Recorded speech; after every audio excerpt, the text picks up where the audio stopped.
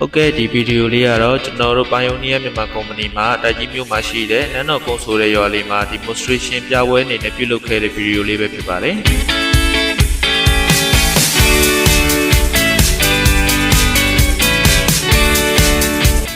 ကျွန်တော်တို့ဖွဲ့တွေရွာဝဲရောက်ချင်းမှာပဲပြပွဲမှာကြေခွဲပြသမဲ့ဆက်ကလေးကိုတက်ဆင်ပေးပြီးတော့ဒါရောက်ကြည့်ရှုတဲ့ဦးလေးတွေနဲ့လည်းစကားလေးတွေပြောပြခဲ့ကြပါတယ်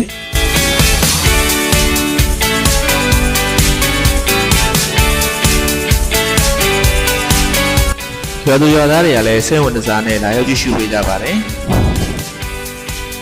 ဒီဦးလေးတွေကတော့တိတိကျကျကိုလေ့လာနေတာပါ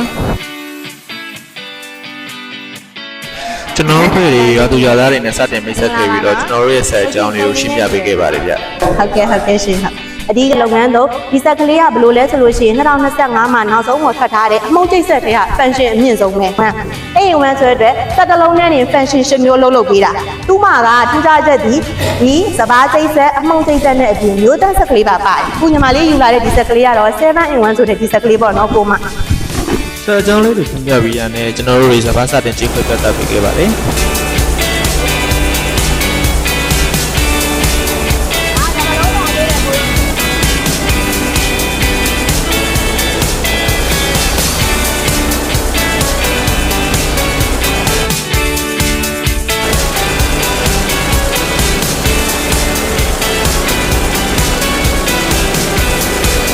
ဘာချိတ်ပြီးလို့ထွက်လာတဲ့ဖွင့်နှုတ်ဖွဲ့စပ်စပကောင်လည်းကျွန်တော်တို့အမှုတ်ချိတ်ဆက်နဲ့ပြန်ပြီးကြိတ်ပြပေးခဲ့ပါတယ်